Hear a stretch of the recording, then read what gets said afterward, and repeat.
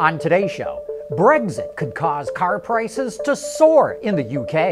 A Chinese startup just bought an assembly plant from AM General, and a supplier company is coming out with seat covers specifically designed for ride sharing.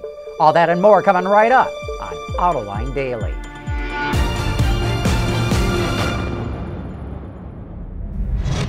This is Autoline Daily, the show that is researched, written, and produced for enthusiasts of the automotive industry. Well, the pro-Brexit people probably never saw this one coming. A study from Deloitte predicts that car prices in the UK will go up by 5,600 euros because of taxes, tariffs, and other inefficiencies. That's $6,250 more per car. Not surprisingly, Deloitte is also predicting a big drop in car sales, as much as 20% by 2019, which is when the UK will officially exit the EU. England is a major player in the European auto market, accounting for 20% of Germany's car exports. As a result, Deloitte says the German auto industry will lose 18,000 jobs, and that's probably going to make the anti-Brexit people in Germany all the more angry. Last year, automakers set the all-time record for selling new cars in the U.S. market. But based on historical trends, those sales should have been a whole lot higher. In 2001, automakers sold 17.4 million vehicles. Last year, they sold 17.5 million. But since 2001, the population of the U.S. grew by more than 39 million people. That means not as many people are buying new cars as they used to. Instead, they're buying used cars or using other kinds of transportation. And that trend is likely to continue. As ride-sharing and mobility services become more popular, a smaller percentage of the population will buy new cars.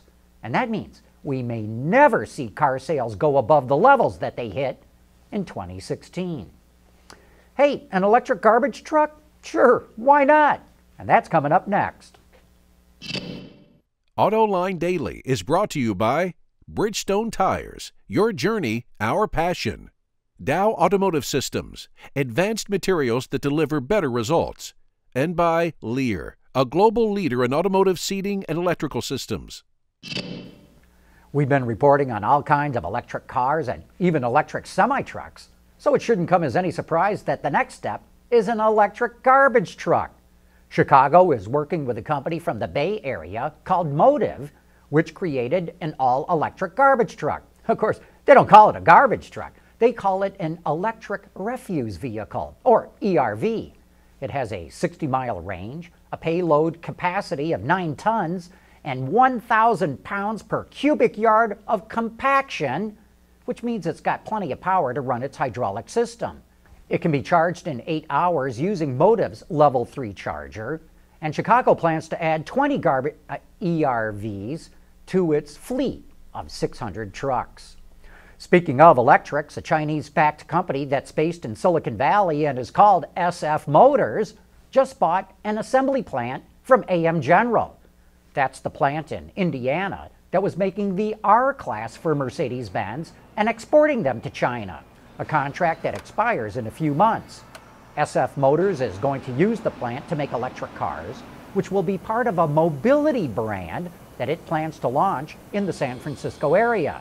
AM General will keep its separate assembly plant that makes military vehicles.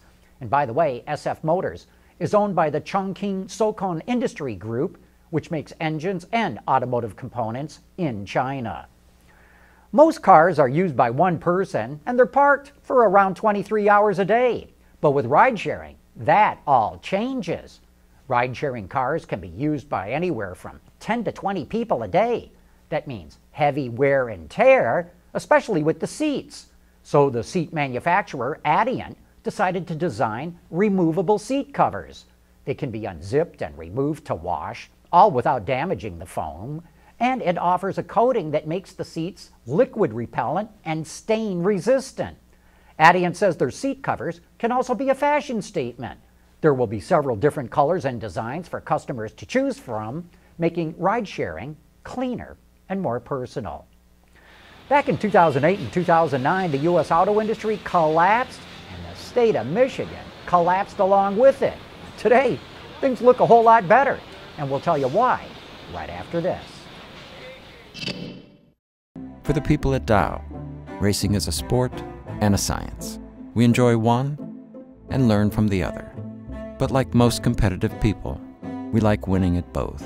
This is the human element at work. Dow. On our television program, Autoline This Week, the topic is going to be all about why and what the state of Michigan did coming out of the Great Recession to help the automotive industry get back on its feet. Though the show is focused on Michigan, it offers a lot of good examples for other states and even other countries as they try to give their local car companies and suppliers a helping hand. And here's a taste of what that conversation is all about. That is an excellent point, because we put the world on wheels 100 years ago. But for decade after decade, I don't want to say, well, you could say we took the industry for granted at times, but it's really been the last 10, 15 years where you had, my own organization, where we formed a statewide association to be an advocate and a voice for the industry. You had other organizations becoming more vocal. You had an auto caucus formed in the state legislature about 5 years ago. They never had an auto caucus in the state that put the world on wheels. So you really have had some game-changing events here that we didn't have before, which creates that environment and really communication, public-private and private-to-private, whatever it may be. Now, there's one important point, John. So people will look and say, well, Michigan builds cars, and we do. We build more cars than anywhere else in the country. But all the growth that we're talking about has not been on the backs of new manufacturing plants for automobiles.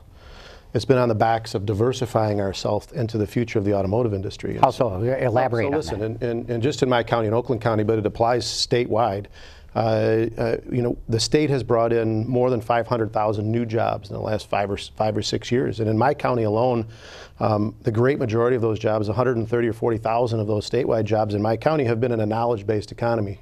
$75,000 a year more average salary, advanced degrees. If you live in the United States or Canada, you can watch that show this weekend on many public television stations, or you can watch it right now at our website, Autoline.tv. Anyway, that wraps up this week's news. Thanks for watching, and please join us again on Monday.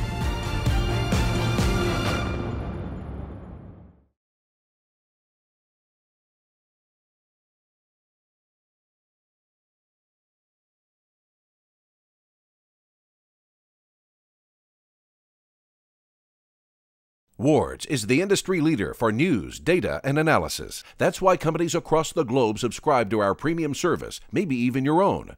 Log in for subscriber access now. Check your company's intranet for details, and rely on wardsauto.com to keep you informed.